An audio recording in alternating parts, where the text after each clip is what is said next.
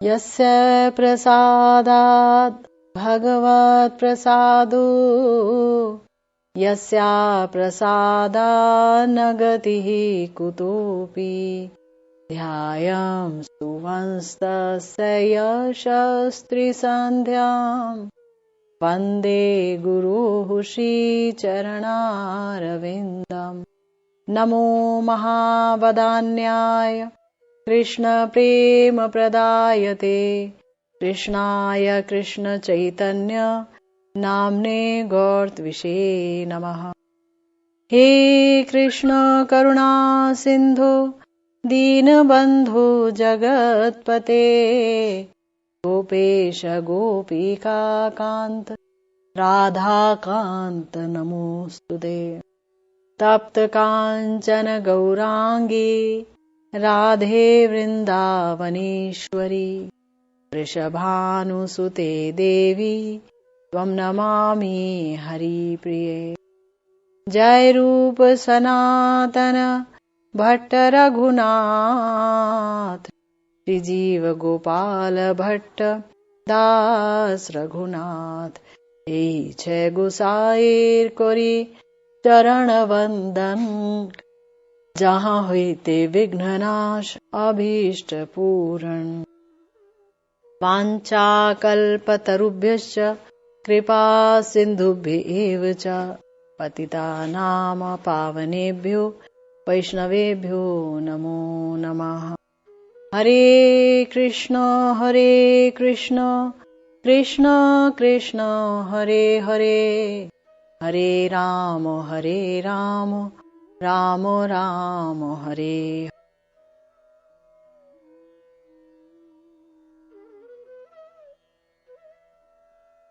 हम सब श्री माधुर्य कादम्बनी के ऊपर चर्चा कर रहे हैं। श्रील विश्वनाथ चक्रवर्ती पाद जी द्वारा रचित बहुत ही सुंदर ग्रंथ, और हमारे आचार्यों ने कृपा करके जो ग्रंथ लिखे हैं ये हमें मानो एक मापदंड दिया है। हम सुनते चले आ रहे हैं भक्ति की महिमा, कि भक्ति से बड़ा साधन और कुछ नहीं है भगवत प्राप्ति का, और भक्ति निरपेक्ष है, भक्ति स्वप्रकाश है। महत के हृदय में स्थित भक्ति ही साधक के अंदर भक्ति उत्पन्न होने का मुख्य कारण होती है।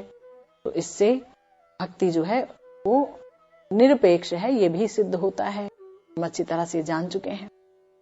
और हम ये भी जानते चले आए हैं कि जो प्रेम की प्राप्ति तक के विभिन्न सोपान हैं, श्रद्धा से शुरू करते हुए उनके बारे में जानते चले आए हैं। श्रद्धा के बारे में जाना, फिर श्री गुरु चरण कमल का आश्रय वो कैसे लिया जाता है, कौन होते हैं श्री गुरुदेव, है ना, उनके क्या लक्षण होते हैं, ये सब हमने जाना। फिर भजन क्रिया प्रारंभ होती है तो वो भजन क्रिया ही क्या होती है, निष्ठता पूर्वक भजन और अनिष्टता पूर्वक भजन का भेद जाना। अनिष्टता पूर्वक जो भजन किया जाता है कि जो 6 दशाएं होती हैं वो भी हम लोगों ने जानी। और इसके बाद बारी आई अनर्थ निवृत्ति की। तो सुकृति से जात अनर्थ, दुष्कृति से उत्पन्न अनर्थ, अपराध से उत्पन्न अनर्थ। अभी हमारी जो चर्चा है अपराध से उत्पन्न अनर्थ पर हो रही है। भक्ति से उत्पन्न अनर्थ भी बताया गया।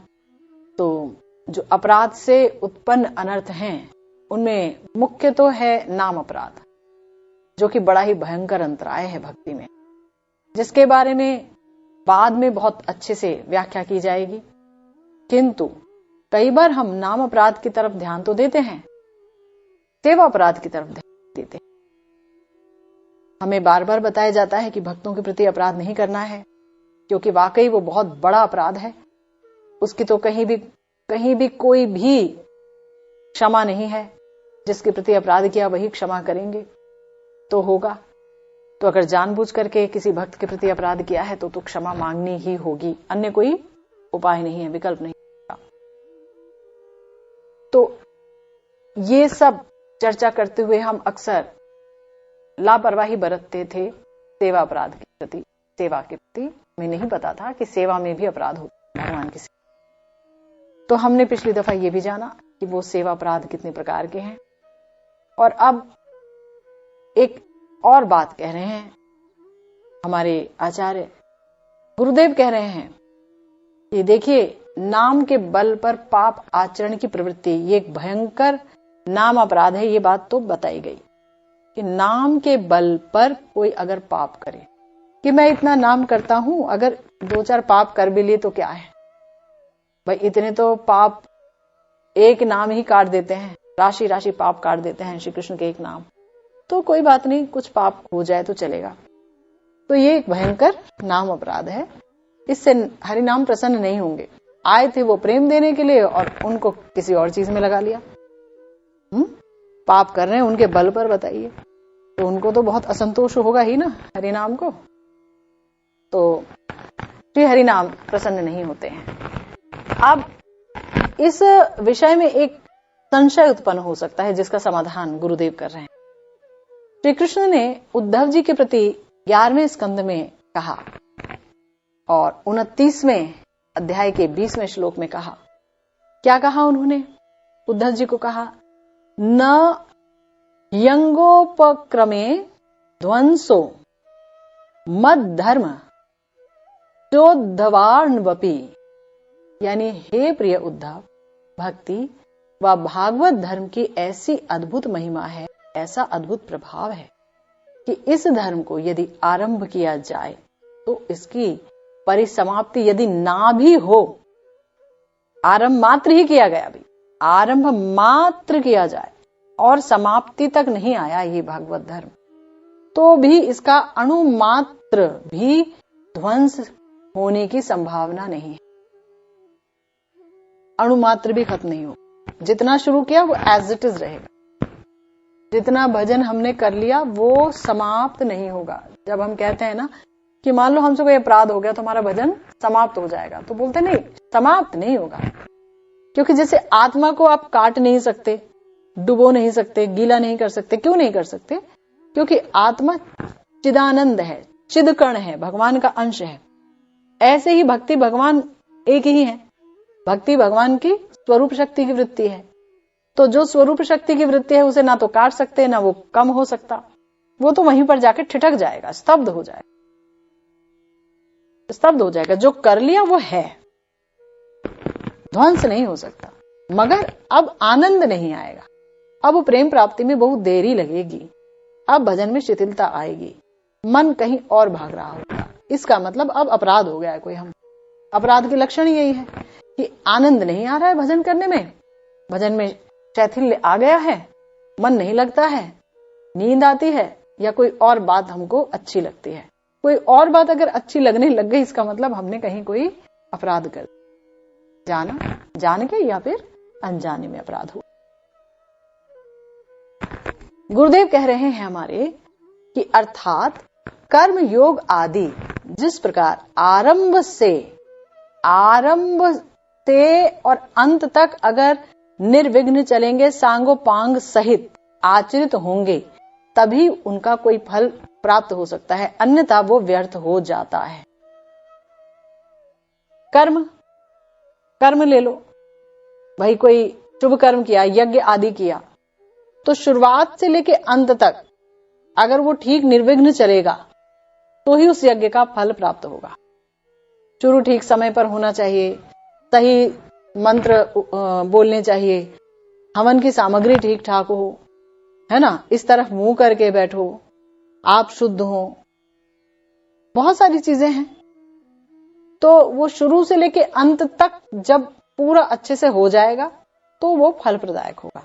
अगर बीच में ही भंग हो गया तो गुरुदेव कहते हैं कि तो फल मिलेगा, ये तो है नहीं कि अच्छा फल मिले, हो सकता है कुछ भयंकर फल अवश्य मिल जाए। बीच में खंडित हो गया तो कर्म मार्ग में तो ये बड़ी दिक्कत है। कर्म मार्ग, ज्ञान मार्ग, योग मार्ग, जब तक शुरू से लेके अंत तक सांगोपांग सहित, मतलब जो मंत्र बोलने हैं, जो करने हैं, जो उसके साथ विभिन्न प्रकार के अंगों का पालन करना है, डूज एंड डोंट्स, वो सब पालन करते हुए, विधि निषेध का पालन करते हुए जब हम उसे पूरी तरह से करेगा कोई व्यक्ति, ज्ञान मार्ग या कर्म मार्ग के सारे अंगों का पालन, और शुरू से लेके अंत तक वो व्यवधान रहित होगा, तो कहीं वो फल देगा। लेकिन भक्ति में ऐसा नहीं है। भक्ति तो अभी शुरू हुई और अड़चन आ गई, नहीं कर पाए, तो बोल रहे हैं तो भी भक्ति का नाश नहीं होता, वो भक्ति रह जाती है। वो भक्ति आपके अकाउंट में जुड़ गई, वो कभी खत्म नहीं होती। मान लीजिए कोई है 64 माला करता था, हमेशा 64 माला कर रहा है, फिर वो बीमार हो गया, अब उससे उठाया भी नहीं जा रहा माला, हाँ, अब माला भी नहीं उठा पा रहा है, बीमार भी नहीं हुआ, बीमार भी हो गया। तो भगवान कह रहे हैं कि भाई जो आपने कर लिया वो खत्म नहीं हुआ, वो है, अब जो होगा इसके आगे से मिलेगा आपको। ये कितनी बड़ी बात है, बताओ ठाकुर जी कितनी रक्षा करते हैं। तो इसीलिए कहा कि भक्ति व भागवत धर्म का लक्षण मगर ऐसा नहीं है, वो तो आरंभ किया और अगर समाप्त नहीं हुआ, उसका अभाव है या कोई अंग हम भूल गए। अब यहां तो सारे अंग का याजन करना होगा, यज्ञ कर रहे हैं तो सारे अंग का याजन करना होगा। भाई पहले नवग्रहों की स्तुति की और पता नहीं क्या क्या किया, तो पहले शुद्ध घी डाला, तो फिर ये डाला, फिर वो डाला, अगर इधर का उधर हो गया तो गड़बड़ हो गई, अरे मंत्र ऊपर नीचे हो गए तो गड़बड़ हो गई, और ना जाने क्या कुछ हुआ। ऐसे अन्य मार्ग के बारे में समझना होगा। लेकिन हमारे गुरुदेव कह रहे हैं कि भाई भक्ति में अगर आपने शुरुआत मात्र की है और समाप्ति नहीं हुई और अंगहीन भी हो गया, कोई चीज हम भूल ही गए, उस अंग का याजन नहीं ही कर पाए, मान लो किसी दिन हम पूजा ही नहीं कर पाए, सब कुछ कर रहे हैं, बहुत अच्छे से मन से कर रहे हैं, लेकिन हम ठाकुर जी का अर्चन नहीं कर पाए ठीक से, जल्दी जल्दी करके चले गए। जिस तरीके से हमें 1 घंटा लगता था हमको अर्चन करने में, 5 मिनट में हमसे निपट गया, फटाफट हमें जाना पड़ गया। तो बोल रहे हैं तो भी आपकी भक्ति नाश नहीं हुई, वहां तो कर्म नाश हो गया। आपने 2 मंत्र इधर उधर कर दिए, या 2-4 सामग्री इधर उधर हो गई, या कुछ उल्टी सीधी चीज डल गई, तो वो तो बेकार हो गया। लेकिन हमारा जहां तक था वो अक्षुण है और वो फल प्रदान करेगा। फल क्या है? प्रेम। प्रेम की तरफ वो हमें आगे लेके जाएगा। फल है कृष्ण प्रेम, यही नहीं मिलता ना लोगों को, कृष्ण प्रेम, वही चाहिए। तो गुरुदेव कह रहे हैं क्यों ऐसा है? क्योंकि भक्ति धर्म निर्गुण है, 3 गुणों से ऊपर है, गुणातीत है, और उस गुणातीत वस्तु का कभी भी नाश नहीं हो सकता। हम अगर कोई यज्ञ करते हैं, कोई अन्य कर्म करते हैं, तो त्रिगुण वाली चीजों से करते हैं, जो 3 गुण है ना जिनमें, उनसे करते हैं। कोई भी लेकर के आएंगे द्रव्य तो जड़ चीजें ही होती हैं, है ना। अब लेकिन यहां देखो भक्ति में हर चीज दिव्य है, हर चीज, चाहे हम मंत्र करें, चाहे हम हरिनाम करें, जो हम तिलक कर रहे हैं, जो हम ठाकुर जी का स्नान कर रहे हैं, ठाकुर जी स्वयं दिव्य हैं, गुणातीत हैं, है ना। कोई भी चीज ऐसा नहीं है जो कि 3 गुणों से युक्त हो। भगवान 3 गुणों से ऊपर, भगवान की भक्ति 3 गुणों से ऊपर, भगवान के भक्त 3 गुणों से ऊपर, सतो रजो और तमो गुणों से बहुत ऊपर की चीज है, निर्गुण अवस्था है। तो इसलिए जो गुणातीत हो गया उसको कैसे मारा जा सकता है? जो 3 गुणों में मारा तो उसे ही जा सकता है ना। भाई मेरा ये जो जड़ शरीर है, ये जो है वो 3 गुणों का बना हुआ है, तो अब इसी को ही तो काटा जा सकता है। लेकिन मैं तो 3 गुणों की नहीं हूं, 3 गुणों की नहीं हूं। अगर मैं खुद को जड़ शरीर समझ लूं तो मुझे इस शरीर के द्वारा किए गए सब चीजों का भोग करना पड़ेगा। लेकिन अगर हम अपने को अपने दिव्य स्वरूप में ही सदा सर्वदा रख के देखें, स्वरूप अवस्थित रहें, तो फिर क्या भोग करना पड़ेगा? कुछ भी भोग नहीं करना पड़ेगा। जो हो रहा है शरीर को हो रहा है, शरीर कर सकता है, आप नहीं कर सकते। समझ गए ना? ऐसे ही भक्ति है। भक्ति तो स्वरूप शक्ति है ना। तो आगे गुरुदेव ने इसका बहुत ही प्यारा एक उदाहरण दिया है कि जैसे मान लीजिए कि किसी गंदगी में, भयंकर गंध में, मैला कुचैला विष्ठा मल मूत्र के भीतर, उसकी ढेर के भीतर एक सोने का खंड, इतना बड़ा सोने का टुकड़ा पड़ा हुआ है, और पता नहीं चल रहा है, लेकिन उसके ऊपर बहुत मैला कुचैला जमा होता गया, नहीं पता चला।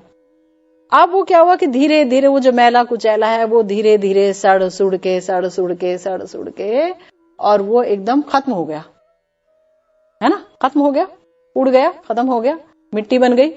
तो भी वहां पर वो सोने का टुकड़ा नहीं गला। बात समझ रहे हो? फिर से सुनो।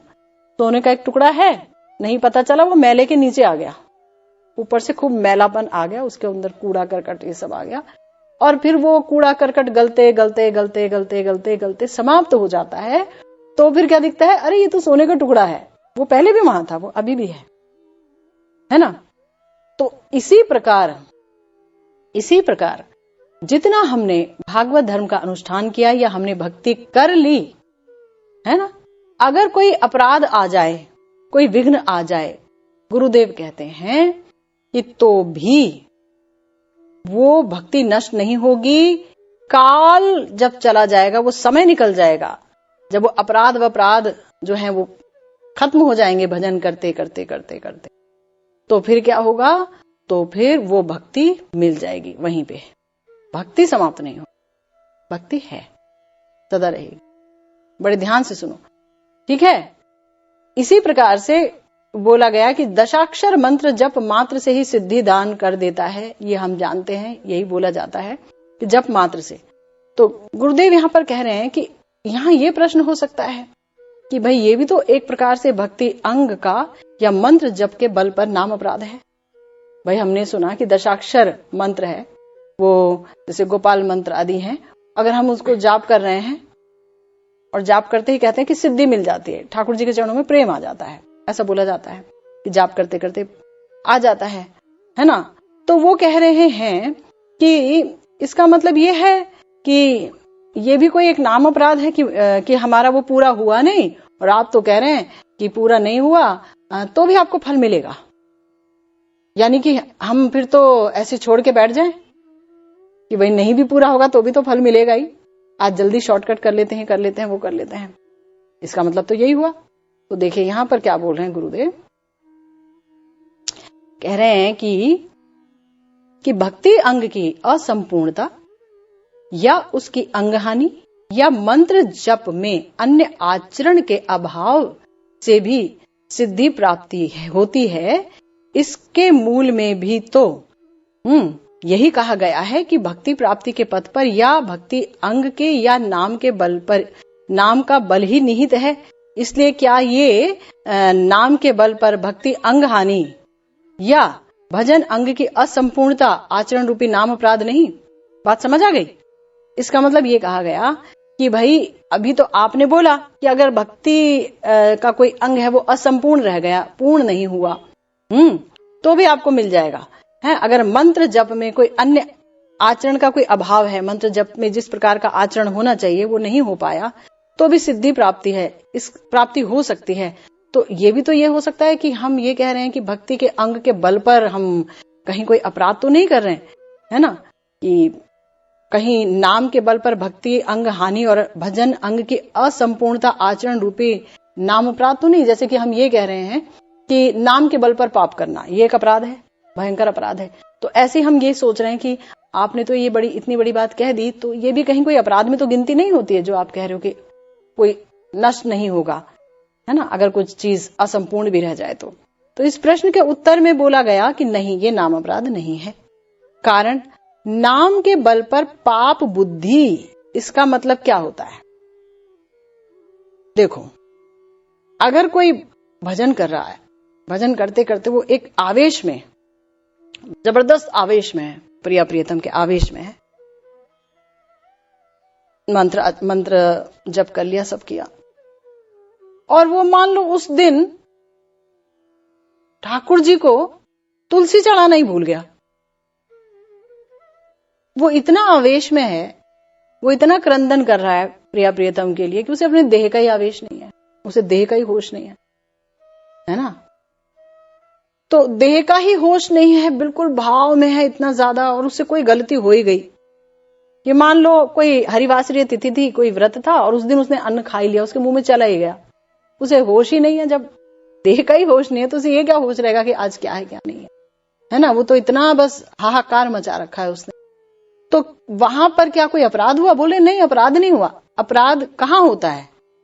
तो बोल रहे हैं अपराध वहां होता है नाम के बल पर पाप बुद्धि का अर्थ है इच्छा करके जब कोई पाप करता है, बुद्धिपूर्वक जब कोई करता है ऐसा आचरण, बुद्धिपूर्वक आपने सोचा अरे छोड़ना, आज नहीं चढ़ाते तुलसी, क्या है, रोज तो चढ़ाते हैं, समझ रहे हो? इच्छा करके वहां अपराध आ जाता। इच्छा करके जो तुमने इग्नोर कर दिया, हो गया आपसे, असंपूर्ण रह गई आपसे, कोई बात नहीं, मगर आपने जोर करके कहा नहीं ये नहीं करना, आज ये वाला नहीं करना, आज वो नहीं करना। लेकिन अगर आप हैं पूरे रमे पड़े हैं, आवेशित हैं पूरे प्रिया प्रियतम में, और आपसे नहीं हुआ, नहीं मिला समय, तो वो चलेगा। लेकिन आप पूरे बुद्धिपूर्वक, आपका सब कुछ इंटैक्ट है, आप बिल्कुल सही होशो हवास में, और तब आपने कहा हम नहीं करेंगे, तो फिर वहां जानबूझकर नाम के बल पर हम मतलब कोई सेवा अपराध कर रहे हैं। सेवा अपराध नाम के बल पर भी छोड़ दिए, हम सेवा अपराध कर रहे हैं। जानबूझकर किया गया सेवा अपराध जो है नाम के बल पर जो पाप किए जाते हैं उसका रूप धारण करने लगता है। ठीक है ना? तो वो खतरनाक है। तो इसलिए यहां गुरुदेव कह रहे हैं कि नाम के बल पर पाप बुद्धि का अर्थ है इच्छा करके पाप अनुष्ठान करना, और बुद्धिपूर्वक पाप आचरण में प्रवृत्ति जन्म गई, तब नाम अपराध हो जाएगा। अर्थात नाम की तो इतनी शक्ति है कि वो अनंत पापों को नष्ट कर देता है, ये बात आपको पता चल गई। और तब हम ये सोचे कि अगर मैं थोड़ा बहुत पाप कर भी लूं तो कोई नुकसान नहीं, और उसके प्रति हमारे हृदय में कोई क्षोभ ना हो, पश्चाताप ना हो, हाहाकार ना हो कि क्या होता जा रहा है प्रभु, ये क्या होता जा रहा है, आप मुझे संभालो संभालो संभालो, ये हाहाकार ना मचे, है ना? मच ही नहीं रहा है, और हम सोच रहे हैं कि अरे कोई नहीं, ये भी चलेगा और वो भी चलेगा, तो फिर ये भयंकर अंतराय है। तब आपका भजन बचेगा नहीं, मतलब स्टंटेड हो जाएगा। जो कर लिया वो नष्ट नहीं होगा, ट्राई एंड अंडरस्टैंड, जो कर लिया वो एज इट इज रहेगा क्योंकि वो निर्गुण है, लेकिन आगे वो उसमें आवेश नहीं आएगा भजन। क्यों? क्योंकि अपराध हो गए। तो इसीलिए अगर हमने ये सोचा कि नाम ग्रहण करने से ही सारे पाप नष्ट हो जाएंगे, जब ऐसा सोच के हमने इच्छा पूर्वक पाप करना आरंभ कर दिया तो नाम अपराध हो जाएगा, है ना? लेकिन अभी जो बात कही गई थी, जितना कुछ अभी इससे पहले सुना, वहां पाप कार्य की प्रवृत्ति का कोई प्रसंग ही नहीं उठा। कोई बात हुई कि पाप में प्रवृत्ति हो जाए तो कोई भजन अंग समाप्त हो जाए, ऐसा तो नहीं बोला गया। वो तो बोला कि नहीं हो पाया, मान लीजिए किसी भी कारण से बीमार थे, आवेश में नहीं हो पाया, तो भगवान उसे क्षमा कर दे, कोई बात नहीं, तुम्हारा भजन हमने स्वीकार कर लिया, जितना हुआ है बहुत अच्छा, ठाकुर जी इतने कृपालु हैं। तो इसीलिए अगर साधक, अभी देखिए गुरुदेव ये बात बोल ही रहे हैं, देखिए यहां क्या बात बोल रहे हैं, यही बात बोल रहे हैं। अगर साधक बीमार पड़ जाए, बीमार पड़ गया, अच्छा भजन कर रहा था, सब कुछ हो रहा था, अचानक बीमार पड़ गया, अब शरीर नहीं उठ रहा है, या मृत्यु होने लग जाए, मृत्यु के मुख में पतित हो जाए, अब मरा कि तब मरा, है ना? या अन्य कोई बाधा विघ्न आ जाए, भक्ति में कोई बाधा आ जाए, कोई विघ्न आ जाए, और वो भजनांग की पूर्णता साधन नहीं कर पाए। मान लो कि बहुत बीमार पड़ गया, रोज 64 माला करता था, आज मगर उसकी तो माला उठाने की भी हाथ ही नहीं काम कर रहे, माला ही नहीं उठा पा रहा है, बार बार नींद आए जा रहे, रोज करता था, आज नहीं हो पा रहा है, या कुछ दिन से नहीं हो पा रहा है क्योंकि बीमार बहुत है ना? तो बोला गया कि भक्ति के प्रभाव से उसके फल प्राप्ति के पथ में कोई बाधा नहीं होगी, मगर भक्ति इतनी निर्मल है। आप रोज करते थे, बीमार पड़ गए, नहीं ही हुआ, तो क्या अब मुझे प्रेम नहीं मिलेगा क्योंकि मेरा तो पूरा नहीं हुआ? तो बोले नहीं भाई, ये कर्म मार्ग नहीं है या ज्ञान मार्ग नहीं है कि जहां आपको सांगो पांग सब कुछ पूरा करना ही होगा शुरू से लेके अंत तक।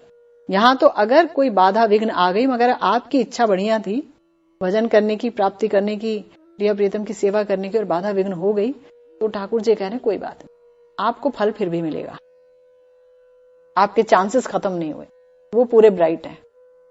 बात समझ आ गई? ये बोल रहे हैं।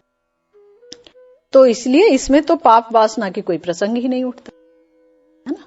बीमार हो गया तो विशेषतया पाप उसको कहा गया है जिसके अनुष्ठान की शास्त्र निंदा करते हैं, तो पाप कहते हैं, जो शास्त्र द्वारा निंदित है, और जिसके प्रायश्चित का विधान दिया जाता है कि अगर ऐसा हो जाए तो ये कर लेना, वो हो जाए तो वो कर लेना, है ना?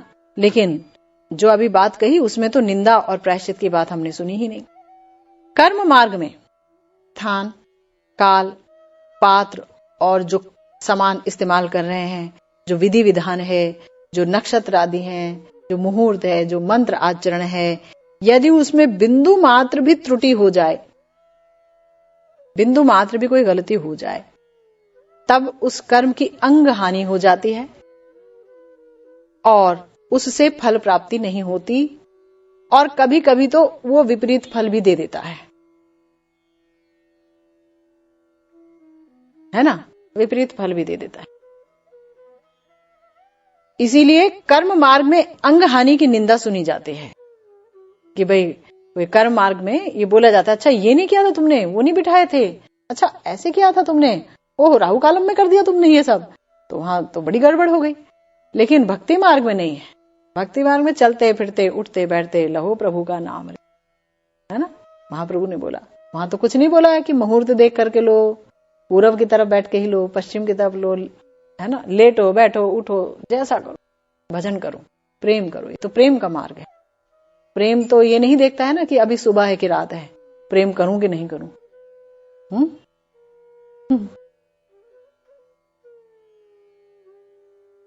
तो भक्ति मार्ग में इस प्रकार की निंदा कभी भी सुनी नहीं जाती है। भक्ति स्वप्रकाश है, भक्ति विभू वस्तु है, और भक्ति क्या है, पूर्ण स्वरूप है। भक्ति में कहीं अपूर्णता तो है नहीं। कर्म मार्ग अपूर्ण है, सब मार्ग अपूर्ण है, भक्ति ही पूर्ण स्वरूप है। इसलिए भक्ति में अंगहानि संभव ही नहीं है, क्योंकि पूर्ण ही है। जो भी करोगे पूर्ण ही है। हरि नाम ले लिया वो भी पूर्ण है, स्मरण कर लिया वो भी पूर्ण है, अर्चन कर रहे हैं वो भी पूर्ण है कि नहीं, वंदन कर रहे हैं वो भी पूर्ण है, कीर्तन कर रहे हैं वो भी पूर्ण है। हर चीज अपने आप में पूर्ण है। किसी एक अंग को दूसरे अंग का प्रयोजन नहीं है, सब कुछ पूर्ण है। तो कुछ अगर नहीं भी हो पाया बाई चांस, तो भी बोला तो भी पूर्णता की हानि नहीं हो, है कि नहीं। लेकिन हाँ, ये युग जो है नाम प्रधान है, हरि नाम का सहयोग हमेशा चाहिए। हरि नाम चलते रहना चाहिए हर अंग के साथ, भक्ति के हर अंग के साथ। तो यदि भक्तों की तरफ से अनुष्ठान में कोई अपूर्णता रह जाती है तो गुरुदेव कहते हैं भक्ति की कृपा से वो स्वतः ही पूर्ण हो जाता है। कुछ अपूर्णता रह गई तो भक्ति महारानी उसे पूर्ण कर देते हैं। लो भाई कुछ अपूर्णता नहीं है, सब पूर्ण है आपका है ना। यदि भक्ति और भजन असंपूर्ण रहे तो भी उसका फल भक्ति उसका फल अवश्य ही प्रदान करेंगी, वो फल विहीन नहीं है। वो बात अलग है कि एक व्यक्ति जो है वो 100 लेवल की भक्ति कर रहा है, मान लो पैरामीटर में 100 है, वो 99 तक आ गया है भजन में, तो उसका फल अलग मिलेगा। और मैंने अभी तो कुल मिला के 10 पे हूं मैं, तो मेरे 10 के अनुसार ही फल मिलेगा भाई, ये समझ लेना। दोनों का फल समान नहीं होगा, ये मत समझना उनको वो तो प्रेम में पागल हुए जा रहे हैं और जो है वो तो प्रेमिक भक्त हैं और उनको तो दर्शन हो गए, वो तो अंदर चले जाते हैं ठाकुर जी के पास, लेकिन हमारा नहीं हो रहा है। तो वो तो उनके पूर्व जन्मों के संस्कार भक्ति सब कुछ उसमें जुड़ी हुई है। वो आज के तो भक्त है नहीं, ना जाने कितने जन्मों से कौन क्या करके आया, कितनी भक्ति करके आया, हमें क्या पता। आज ही तो हमारे आगे छोटा दिख रहा है, परंतु ना जाने कितना बड़ा है कि नहीं। तो उसको जो प्रेम मिलेगा और मुझको जो प्रेम मिलेगा या मुझको जो फल मिलेगा वो थोड़ा उसमें तारतम्य रहेगा, मेरी साधना अनुसार, मेरे संस्कार अनुसार। लेकिन फल अवश्य मिलेगा। जो मैंने किया भजन, जो मैंने किया उसका फल अवश्य मिलेगा। फल क्या है? फल ये नहीं कि हमारे बच्चे हो जाएं, 2 बच्चे हो जाएं, लड़का हो जाए, लड़की थी तो लड़का है तो लड़की हो जाए। फल ये नहीं है कि इसका ब्याह हो जाए, मेरे नाती पोते खूटी फूटी हो जाए, ये फल नहीं है। भक्ति का फल मात्र और मात्र एक है, कृष्ण प्रेम और कृष्ण की प्राप्ति, कृष्ण और प्रिया जी की सेवा की प्राप्ति, है ना। ये शरीर जो है, इस शरीर में रहते हुए प्रिया प्रियतम की मधुरिमा की उपलब्धि, उनकी प्रेम रस की उपलब्धि, यह है भक्ति का फल।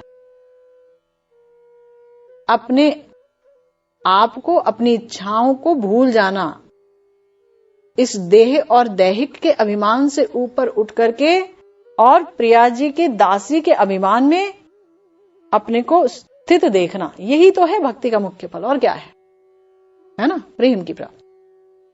तो इसीलिए कहा कि भक्ति साधन में अगर कुछ किसी भी अंग की इधर उधर अंग का खिसकना दिखता है कि एक अंग हुआ दूसरा नहीं हुआ, तो भी शास्त्र में या लोगों के द्वारा उसकी कभी भी निंदा नहीं सुनी जाती। कोई नहीं कहता अच्छा भाई आज आप तुलसी चढ़ा के नहीं आए, या कोई नहीं कहता अच्छा आज आपने ठाकुर जी को नहलाया नहीं, कोई नहीं कहता। क्योंकि सब कुछ पूर्ण है यहां पर। तो नहीं नहला पाए, नहीं हो पाया, कुछ बीमार हो गए, कुछ है, अकेले हैं घर में, सुबह नहीं हो पाया, रात को हो गया, कोई बात नहीं, जो भी हुआ है ना, बुद्धिपूर्वक नहीं हुआ, बस वो हो ही गया, समझे, तो वो अपराध नहीं है। आगे बोला इसीलिए वहां प्रायश्चित की बात कभी भी देखी नहीं जाती है। तो इस क्षेत्र में नाम अपराध की कोई भी आशंका नहीं है। और आगे कह रहे हैं कि जो शिला ग्रंथकार महोदय भक्ति के प्रबल अंतराय व अनर्थ इस अपराध वर्णन प्रसंग में भागवत धर्म अंगहीन होकर भी अपना फल प्रदान करता है और उसमें अपराध की कोई भी संभावना नहीं। अभी इस बात को हमने सुना और आगे कह रहे हैं कि भागवत धर्म या भक्ति के अंग का अतिक्रम करके भी भजन पथ पर अति वेग से अगर कोई भाग रहा है तो भी वो गिर नहीं सकता और उसमें अपराध की भी कोई आशंका नहीं। ये भी बड़ा इंपॉर्टेंट है, ये भी बड़ा ब्यूटीफुल है। वो यहां कहा जा रहा है कि जो भागवत धर्म है या भक्ति का अंग अतिक्रम करके भी, जानबूझकर अतिक्रम नहीं करना है, हो गया अतिक्रम। कोई अब मान लो ठाकुर जी को भोग लगता है सुबह 6 बजे का, खुद भी नहीं, सुबह 6 बजे आप ठाकुर जी को उठा रहे हैं, ठीक है, या उससे पहले उठा रहे हैं मंगल आरती के लिए। अब लेकिन आदमी बैठ गया स्मरणांग भजन में और स्मरणांग भजन से उठ ही नहीं पाया।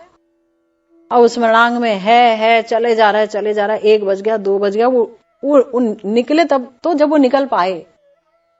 अब वो निकल ही नहीं पा रहा, मान लो चले ही जा रहा है, तो भजन तो कर ही रहा है वो। अब यहां शिव विग्रह को नहीं उठा पाया तो वहां तो उठा ही रहा है वो अंदर, वो तो उनके साथ ही है।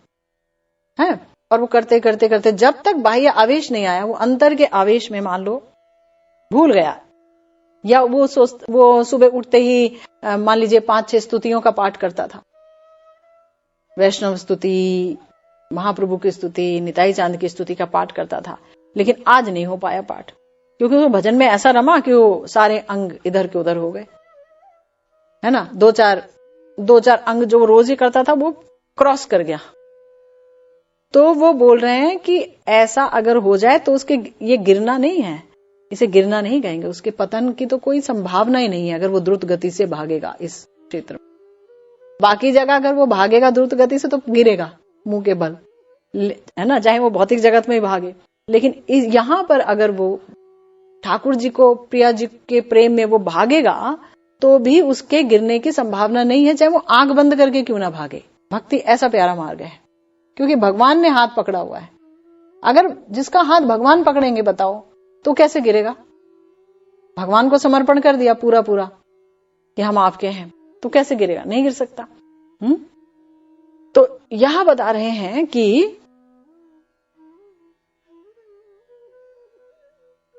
देखो श्रीमद् भागवतम में एक प्रमाण दिया गया है इस बात को प्रूव करने के लिए, इस बात का एक प्रमाण है। श्रीमद् भागवतम में श्रीपाद कवि योगेंद्र निमि महाराज के प्रति बोल रहे हैं। श्रीमद् भागवतम के 11वें स्कंद के 2वें अध्याय के 34वें और 35वें श्लोक में, ये वै भगवता प्रोक्ता उपाया ही आत्मलब्धये अंजः पुंसाम विदुषाम विद्धि भागवतान हितान यानास्थाये नरो राजन न प्रमाद्येत करहिचित धावन निमील्य वा नेत्रे न स्खलेन्न पते दिह। बड़ा सुंदर श्लोक है। कई बार हम अपने प्रोग्राम्स में ये वाला श्लोक ले चुके हैं, जहां बताया कि हे महाराज, अज्ञ मनुष्य के अन्यास आत्म लाभ के निमित्त जो समस्त उपाय श्री भगवान के द्वारा कहे गए हैं उसे ही भागवत धर्म जानिए। इस भागवत धर्म के आश्रय में मनुष्य कभी भी प्रमादग्रस्त नहीं होते। आंख बंद करके भागने पर भी वो इस पद से कभी भी नहीं गिरते, उनके पतन की कोई संभावना नहीं होती। तो यहां क्या बताया कि अन्य धर्म की बात अन्य मुनि ऋषिगणों ने कही है। कितने कितने धर्मों की बात है ना, जितने ऋषि हैं उतने ही मत हैं, विभिन्न प्रकार के मत हैं। ज्ञान मार्ग के अनेक मत हैं, योग मार्ग के अनेक मत हैं और भी अनेक मत हैं। भगवत प्राप्ति के लिए अनेक ऋषि अनेक प्रकार की बात भी कहते हैं। पर यहां बोला है कि नहीं, अगर जो भगवान का स्वरूप भूत भागवत धर्म है, ये जो भक्ति धर्म है, वो भगवान के अलावा कोई अन्य नहीं बोल पाएगा, वो भगवान ही बोलेंगे। तो कैसे बोलेंगे? भगवान ने ही स्वयं भागवत धर्म का वर्णन किया है। उन्होंने खुद बताया कि भागवत धर्म क्या है। कैसे बताया है? तो श्री कृष्ण जी ने उद्धव जी को बताया श्रीमद् भागवतम के 11वें स्कंद में ही। कालेन नष्टो प्रलये वाणियम वेद संगीता मयादो ब्रह्मणे प्रोक्ता धर्मो यस्याम मदात्मका।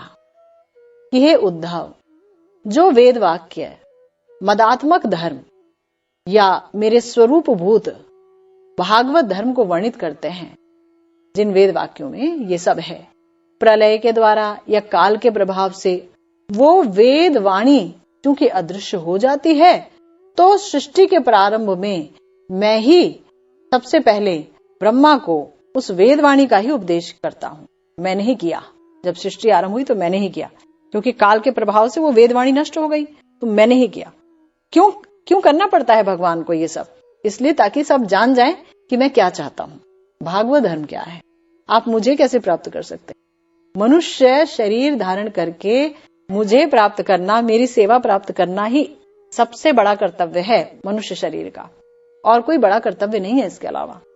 मुझे प्राप्त कर लो, मेरी सेवाओं को प्राप्त कर लो, नहीं तो क्या होगा? नहीं तो फिर से शरीर धारण करने पड़ेंगे, कुत्ता बिल्ली ये सब बनने पड़ेंगे, स्वर्ग जाओ नरक जाओ, ना जाने क्या क्या करते रहना पड़ेगा।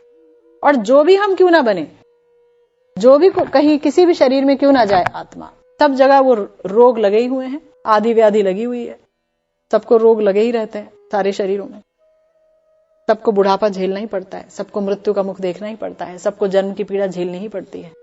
तो मनुष्य में भी यही है और पशुओं में भी यही है, ये होता ही है ना।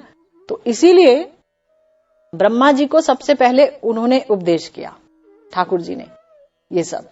तो भागवत धर्म का फल क्या है? प्रेम प्राप्ति और भगवान की साक्षात सेवा प्राप्ति। बहुत ऊंची मंजिल है, भगवान की सेवा की प्राप्ति और भगवान के प्रेम की प्राप्ति। श्री भगवान के चरणों में प्रेम और प्रेम सेवा कैसे मिलेगी, वो कोई और नहीं बता सकता, वो तो भगवान ही बता सकते हैं अपने श्रीमुख से। अगर वो अपने श्रीमुख से बताएंगे तो उस पर पूरा निर्भर किया जा सकता है, विश्वास किया जा सकता है, और वो एकदम सच्चा सौदा होगा, वो सच्चा उपाय होगा, क्योंकि ठाकुर जी ने अपने मुंह से बताया है कि कैसे करोगे, क्या करना होगा मुझे प्राप्त करने के लिए, है ना। और कोई उसे नहीं बता पाएगा। और इसीलिए जो है भगवान जो है इस भागवत धर्म को बताते हैं कि ये और कोई बता तो पाएगा नहीं कि मुझे कैसे प्राप्त कर सकते हो, मेरी सेवा कैसे मिलेगी, बिना मेरी सेवा के तुम्हें परमानंद ही नहीं मिलेगा। तो ये कौन बताएगा? ये कोई ऋषि मुनि कोई बता नहीं सकता है, तो मेरे को ही बताना पड़ेगा। इसीलिए भगवान जो है सबसे पहले ब्रह्मा जी को सब बताते हैं, वेद आदि। भागवत धर्म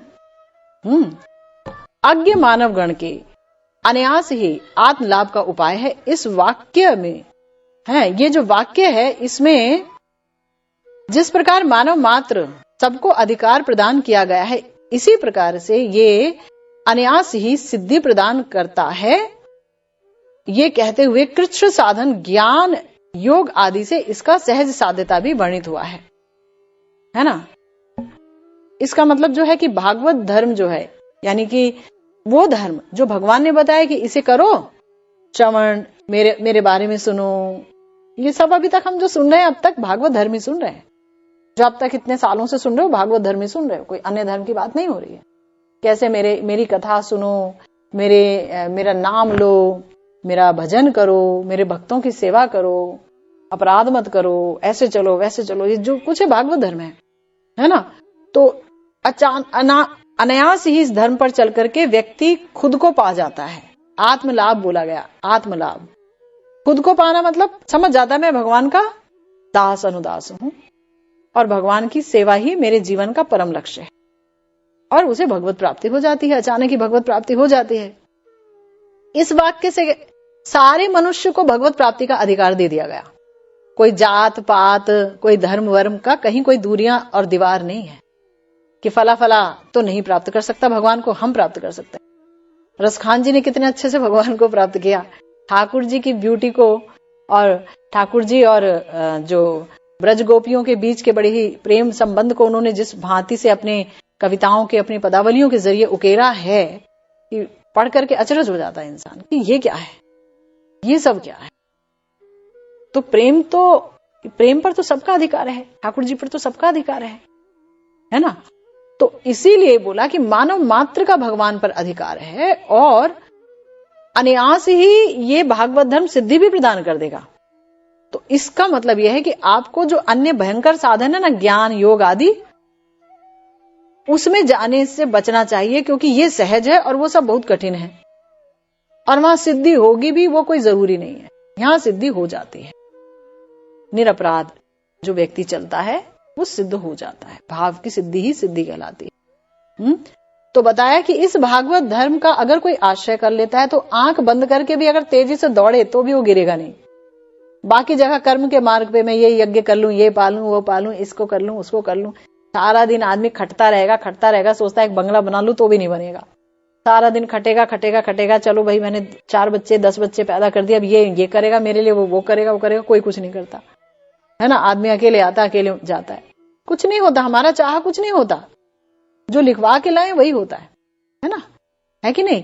लेकिन जो भागवत धर्म है वो सिद्धि प्रदान कर देता है, भगवत प्राप्ति, भगवान की सेवा की प्राप्ति, उनकी मधुरिमा की प्राप्ति, वो सब होने लगती है। तो इसीलिए यहां बताए निमीलन कोरिया, इसका मतलब क्या है कि देखो, इसका मतलब है कि जो करता है, अगर वो कर्म विशेष कर रहा है, और धावन का मतलब या तो वो बड़ी तेजी से चल रहा है, जितने आराम से चलता था स्वाभाविक गति से तेज चल रहा है ना, या फिर उसके जो उसके पैर हैं वो कहीं स्खलित ना हो जाए, कहीं वो अतिक्रम कर जाए किसी भी चीज को।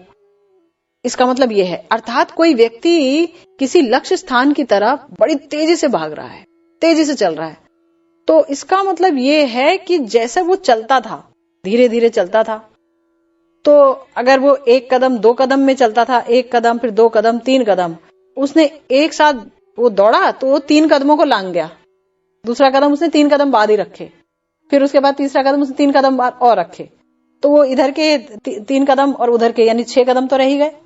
वो इतनी स्पीड में दौड़ा भजन में, है ना, 6 कदम तो रह गए।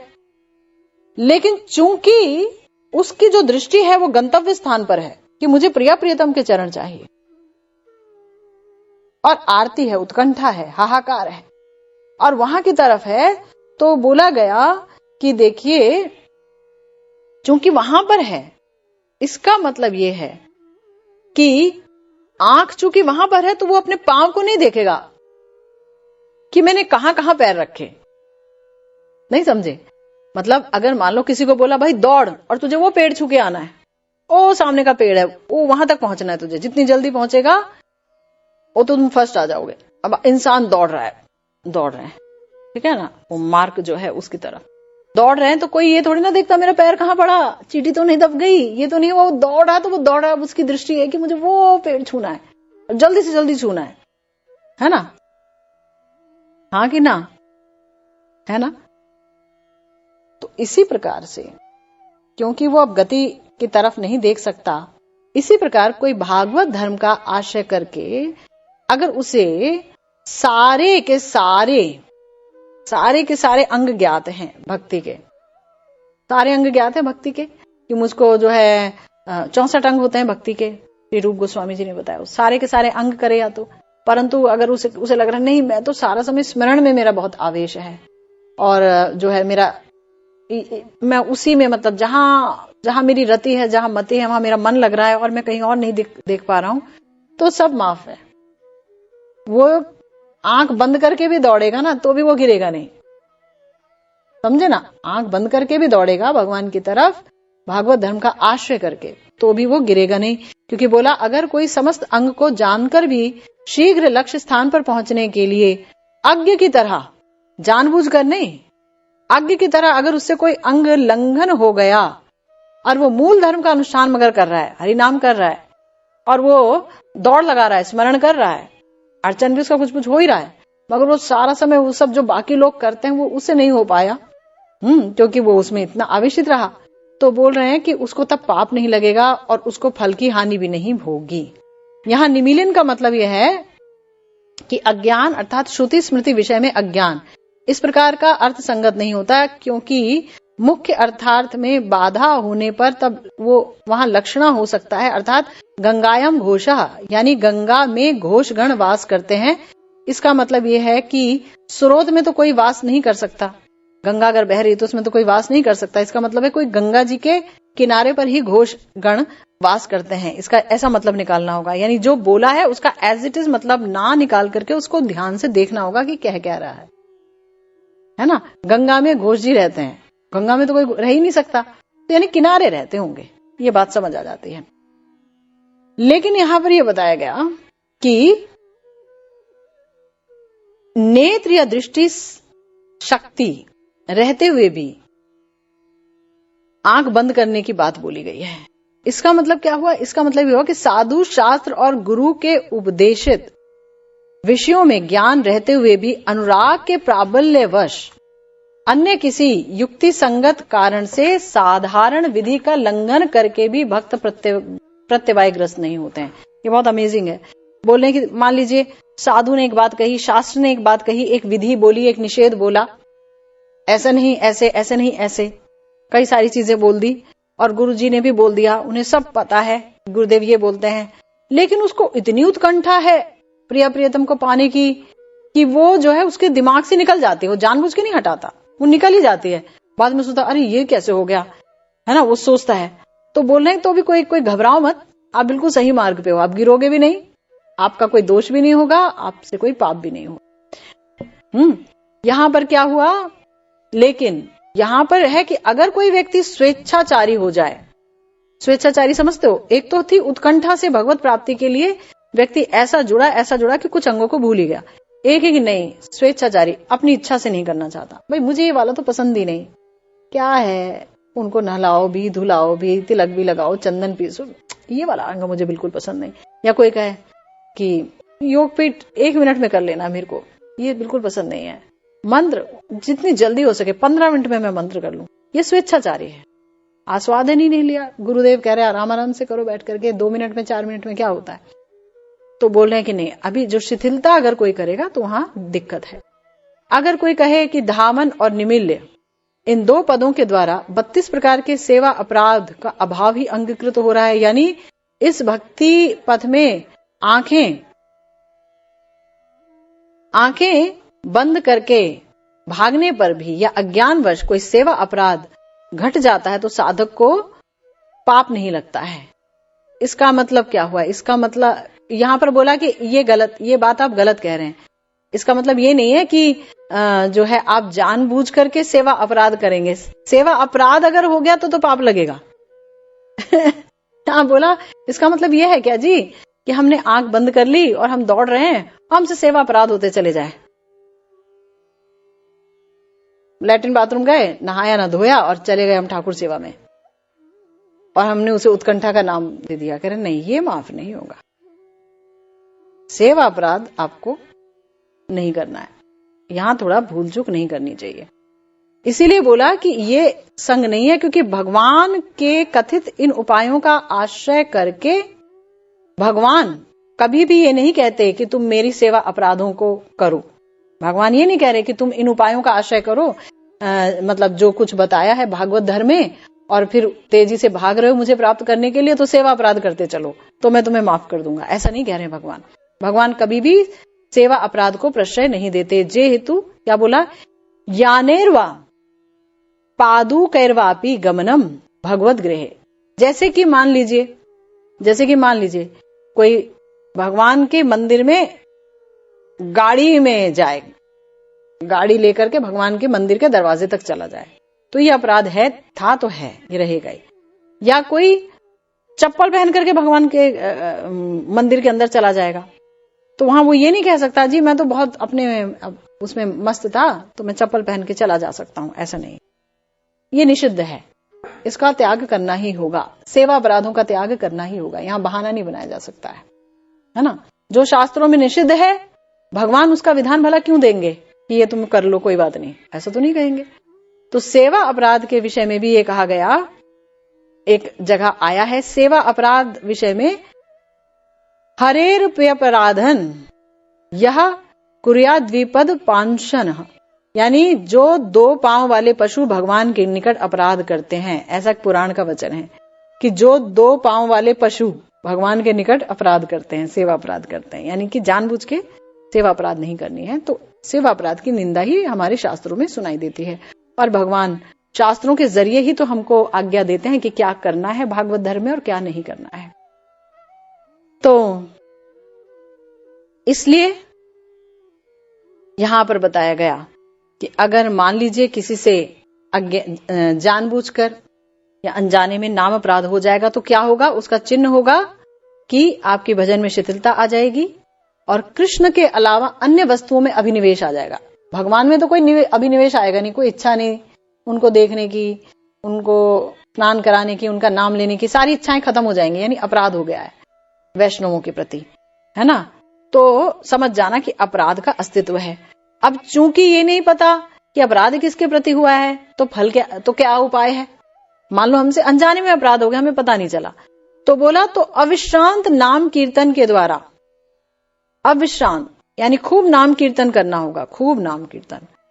तो जो प्रमाद या भ्रांतिवश यदि कोई नाम अपराध हो जाता है तो एकमात्र भगवान के नाम का ही शरणागति ग्रहण करना होगा और सतत नाम कीर्तन करना होगा, तो वो नाम अपराध खत्म होगा। पर इसका मतलब ये नहीं कि हमने मान लो किसी फला व्यक्ति के प्रति अपराध कर दिया और हमने सोचा चलो नाम कीर्तन कर लेंगे, नाम अपराध तो खत्म हो जाएगा। कह रहे नहीं, वो वहां नहीं चलेगा, क्योंकि वहां आपको पता है कि किसके प्रति अपराध हुआ है। जहां अनजाने में कुछ हो गया और हमें पता नहीं चला और हमारी भजन में शिथिलता आ गई, हमारे यहां वहां दिमाग चला जाता है, भजन में लगता नहीं, तो बोला तब समझ लेना नाम अपराध घटित हुआ है। तो नाम अपराधियों का वो अपराध श्री नाम ही हरण कर लेते हैं। निरंतर नाम करते करते श्री नाम ही सब प्रकार का प्रयोजन सुसिद्ध करते हैं। अज्ञान पूर्वक नाम अपराध अगर हो जाए तो उसका फल भयंकर नहीं होता। अज्ञान पूर्वक अगर हमसे कोई अपराध हो गया तो उसका कोई भयंकर फल हमें नहीं मिलता है।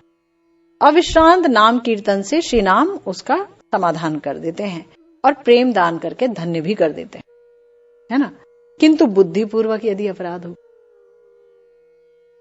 बुद्धिपूर्वक अपराध हो गया तो गुरुदेव लिख रहे हैं कि उसका फल अति भयंकर होगा और नाम अपराध के अनुरूप उसका जो क्षय है उसका भी मतलब उसको हटाने का भी विशेष विधान करना होगा,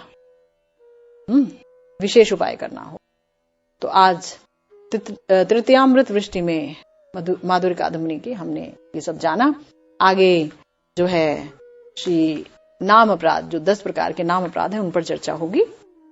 आज की भागवती चर्चा फिलहाल यहीं विश्राम लेती है। जय जय श्री राधे श्याम, श्री गुरु निताई गौर सीतानाथ प्रेमानंदे।